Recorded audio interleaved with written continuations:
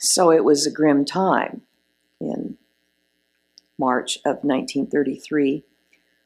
I suppose you're wondering why I got interested in Frances Perkins, why we're talking about her.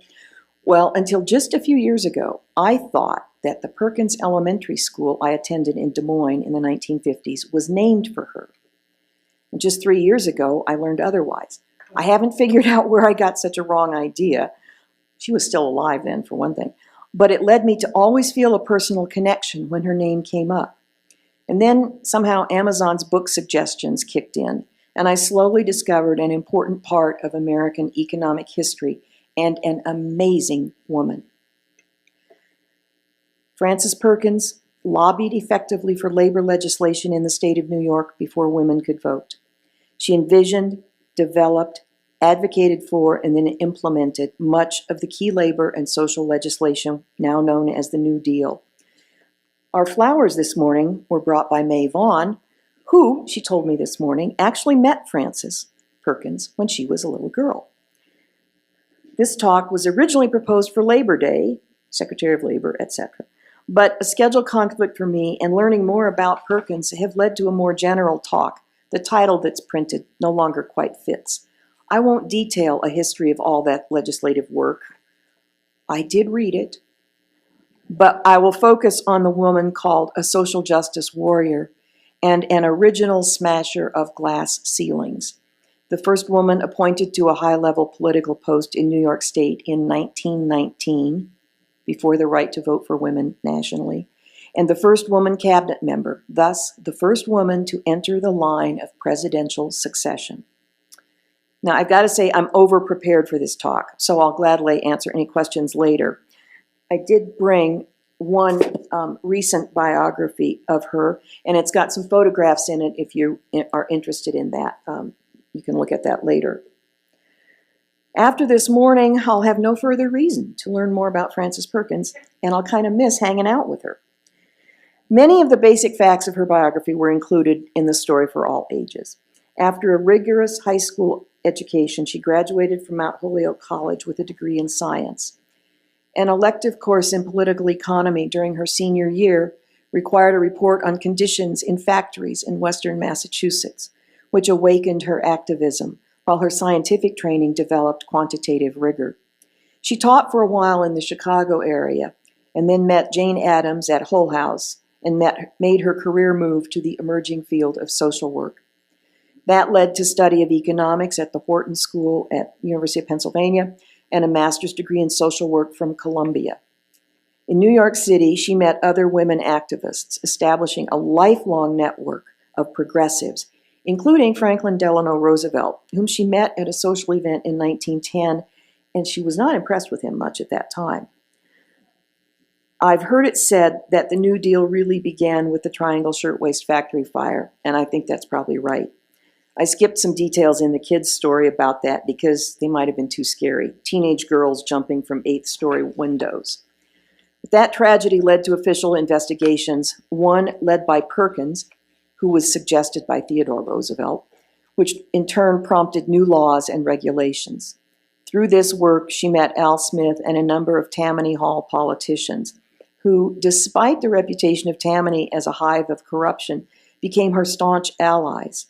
As our story related, she was the chief lobbyist getting the New York legislature to limit work hours for women and children to a mere 54 hours a week. She spoke with lawmakers, got leaders to filibuster and work the rules in her favor, even made phone calls to summon representatives who had headed out of town prematurely. And in a pivotal lesson, she swallowed hard and accepted an amendment to exclude one class of workers, learning to compromise. This was all years before women could vote in New York State. The other pivotal moment in 1913 was her marriage to Paul C. Wilson, an economist who was secretary to the mayor of New York City. She kept her own name, going to court to defend it, so her activism would not embarrass the mayor or limit her husband's career. She gave birth to a daughter in 1916 and left the workforce for a couple of years. In 1918, her husband began to show signs of mental illness, probably bipolar disorder. So she went back to work to help pay for his care. He spent most of the rest of his life in care institutions. In 1919, Al Smith became governor of New York and appointed Perkins to the State Industrial Commission, making her the highest paid woman in state government. Although she had been sharply critical of the commission in her role as an activist, one of her male colleagues later said publicly that her effectiveness there was an argument for having more women in government roles. And somebody, I think it was the guy with Filene's department store, said she was the best man in government. Smith lost re-election in 1920, but was re-elected in 1922, 24, and 26, keeping Perkins in important state positions until he ran for president in 1928. And one benefit of working up this talk was learning more about Al Smith, who was really a neat progressive. FDR was recruited to run for governor of New York in 1928, and when he won, he appointed Perkins to the new position of State Industrial Commissioner, a promotion. An interesting question is how the Great Depression would have played out with Al Smith as president rather than Herbert Hoover, who seemed to be almost paralyzed. Hoover started quoting unemployment figures that Perkins knew to be too optimistic, which might have led to further discouragement among the unemployed. She set New York labor statisticians to work checking the numbers and then called a press conference to correct Hoover's figures. It was only after the press conference that she realized she should have told FDR what she was up to. When she called to tell him, he exclaimed, "The hell you have!" And then he burst out laughing. He said he probably would have tried to talk her out of it, and he would not publicly back her up, but he also told her to keep it up. It's the best politics you can do, Frances, he said. She thus became a widely quoted authority on unemployment, while she and FDR adopted progressive employment and relief programs in the state. With every presidential election since women got the vote nationally in 1920, there was pressure to name a woman to the cabinet, and FDR was eager to take that step and the credit for it. Al Smith had appointed Perkins to state government when she was unknown, and he defended her against critics, so he probably deserves a little more credit for pushing women into the cabinet than FDR does. But anyway, women's groups, activists who'd come out of the suffrage movement, put pressure on FDR with a campaign for him to name Perkins to his cabinet. She played it rather coy in public, "Who, me?" But she also went to her job interview with a list of policies she wanted to get adopted. That list from her desk drawer: 40-hour work week, minimum wage, workers' compensation, unemployment compensation, federal aid for unemployment relief, Social Security, a revitalized public employment service, and national health insurance. To cut to the chase, she got all of those implemented except health insurance.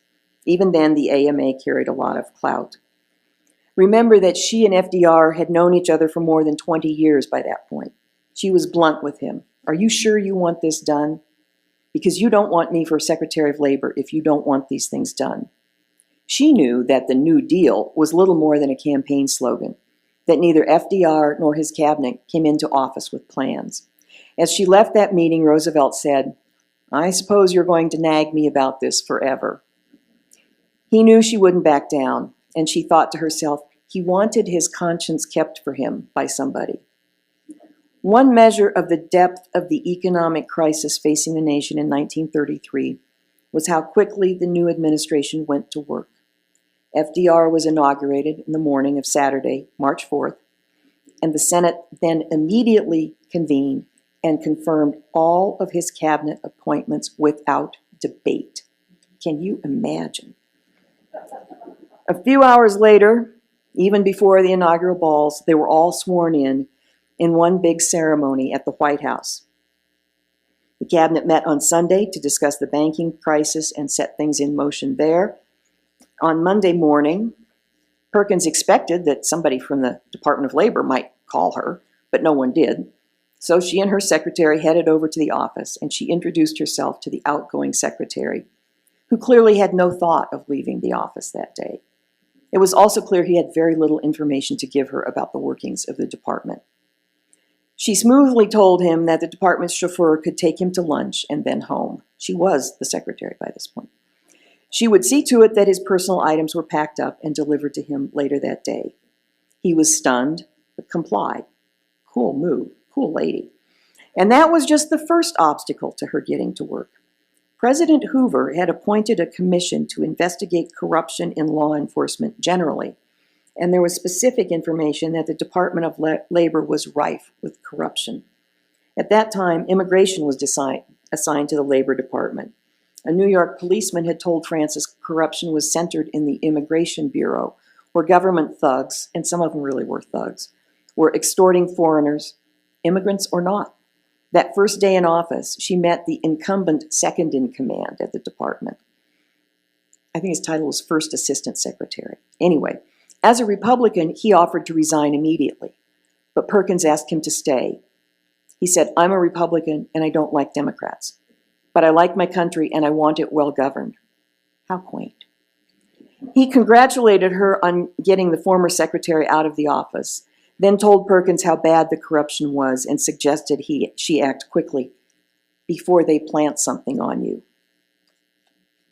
He also provided the very useful fact that the budget for that part of the department would run out on March 15th, less than 10 days. If she asked for more, he admitted, Congress would no doubt provide it. But she said instantly that the Roosevelt administration was serious about cutting costs. FDR thought it was kind of funny that she was the first one to run into crooks, and that she was lucky to have such a handy way of solving the problem. So she cut the whole group loose, some immediately, a few at the end of the fiscal year. A few nights later, she returned to the office to work, heard voices, and discovered the now fired immigration team going through files and pulling out stacks of papers. They tried to say these were just personal items, which she did not believe. She asked them to leave immediately.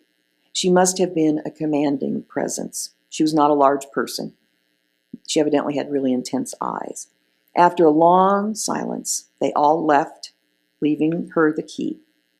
Instantly, morale in the department went up, and she could get down to her real work. Time passes, legislation passes. To develop Social Security, FDR created a committee, mostly of cabinet officers, with Perkins in charge, and a deadline to deliver a plan by Christmas of 1934. One big sticking point was whether it should be purely a federal program, a state program, or a combination. They'd have a meeting, come to a decision, and then within a few hours, they'd start calling each other with second thoughts. So a couple of days before Christmas, she called the group together at her home, as described in our children's story, locked the door, cut off the phone, and put a bottle of whiskey on the table. And they worked well into the night, and they met FDR's Christmas deadline, and he signed the law in August of 1935. Perkins, as usual the only woman in the photograph, appears to be staring straight at the camera, composed but not exactly joyous. She had just learned that her husband had slipped away from his caregiver and gone walkabout in New York City. So she went straight from the bill signing to the train station, and her husband was found safe. Unfortunately, Social Security would not be housed in the Department of Labor. In fact, as time went on, more work was reassigned away from the department. Immigration was one of those big pieces to leave, which she actually favored because it accounted for almost 2/3 of the budget and staff, and it caused her major problems, eventually leading to talk of impeachment in 1939. A labor organizer, an Australian immigrant named Harry Bridges, was rumored to be a communist. There were several investigations and appeals, including to the Supreme Court, which found in his favor. But rabid anti-communists, predating Senator Joseph McCarthy, kept insisting that Perkins should deport Bridges. When she did not, she was tagged as a communist herself. In one of the wilder rumors, she was actually Bridges' wife. And an impeachment resolution was introduced. It died in committee. The Tammany guys stuck up for her. But the headlines and abuse were intense and unrelenting. She became something of a lightning rod in the administration. And the ill-advised court packing scheme had squandered political capital that FDR could have used to defend her and to do other things. Of course, this was exhausting. Perkins tried to resign after both Roosevelt's 1940 and 1944 re-elections. Especially during the war years, with testosterone sloshing around among the decision makers, she was increasingly sidelined. She had done most of what she set out to do, as she reminded FDR in a long letter of resignation. He found it interesting, but rejected her resignation. He said he couldn't think of anyone else in that position, and he said his decision was personal. Quote, "You know me. You see lots of things that most people don't see. You keep me guarded against a lot of things that no new man here would protect me from." When he rejected her resignation again at the beginning of his 4th term, he said, "Frances, you have done awfully well. I know what you've been through. I know what you have accomplished. Thank you." He put his hand over hers and gripped it, and they both had tears in their eyes. Perkins offered to resign again as soon as President Truman took over. He asked all of FDR's cabinet to stay on for a while, which they did. Perkins was the first to leave in July, but her public service did not end there. In 1947, Truman asked her to serve on the Civil Service Commission. After the war, the federal workforce needed to be cut by almost a third, and that needed to be a fair cut. Perkins insisted there should be no requirement that women hired for clerical positions should be physically attractive, and she argued against seeking and using intrusive personal information like medical histories, which they were actually discussing, that you would have to give your medical history in order to get a federal job. Her experience in government strengthened her belief that the right to privacy is a basic human right and the basis of liberty, possibly even God-given. The major contribution of the Civil Service Commission at that time, not just cutting the workforce, was managing out the surprisingly large number of communist spies in government jobs. This was accomplished a couple of years before Joe McCarthy took up his crusade, and it kept Truman and the Democrats from being destroyed as communist sympathizers. Now, you may be wondering, if she did all these amazing things, why have we not heard more about her? Well, she was a very private person, and she did not get along well with the press. She hated press conferences. So the journalist's first draft of history was primarily written by critics. And furthermore, the general view is that New Deal was put in place by FDR, that the credit goes to him. Well, his only real idea was, the one idea that was really his was the Civilian Conservation Corps. Everything else came from others, in an environment he created that encouraged innovation, to be sure. And, of course, by the time of LBJ's Great Society, some of her ideas were a little old-fashioned. Oh, and of course there's the rampant sexism of her time and of most of the first historians of the Roosevelt era. There are now several good biographies of her, including at least 3 children's books, which is great. So why talk about her on a Sunday morning? Well, she was deeply religious herself, a high church Episcopalian, and frequently went on retreat to a convent in Maryland, where the nuns observed vows of silence and where they knew her as Mrs. Paul C. Wilson. But it's deeper. Just Friday night, less than 48 hours ago, Kindle brought to my attention a book, Tread the City's Streets Again. Frances Perkins shares her theology, drawing on her lectures in the St. Bede Lectures at St. Thomas, 5th Avenue, 1948. The Episcopal Church has even added her to its calendar of saints, and May 13th is her feast day. So there's obviously a lot more to this dimension than I can share today. Early on in Chicago, she had heard friends arguing about why to give a poor man a pair of shoes. One said, because his feet are cold. The other said, for Jesus' sake. She began to think that the second reason was the right one, though she broadened that to all action growing from the conscience, not just Christianity.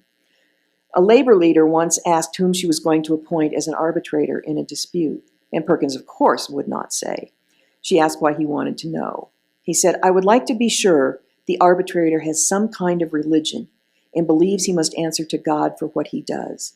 If he has only got to answer to you and the government, well, that's not enough. And Perkins agreed. One biographer wrote, to those who worked closely with her, her success in implementing her belief was her most extraordinary quality.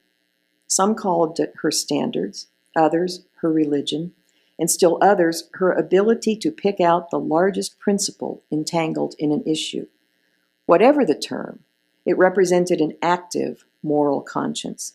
I like that reference to her ability to pick out the largest principle, which is a pretty good way to describe an alert and active conscience. I could go on and on. There are so many examples of her deep conviction, her emotional intelligence, her very quick thinking, her profound political astuteness, her patience and persistence. As the first woman cabinet secretary, she set a very high bar, all the while subjected to intense criticism. I'll end with an old New York politician's observation. Someone asked in conversation how Al Smith, who traced his education to the Fulton Fish Market and no further, had become such a reformer, such an advocate for working men and women.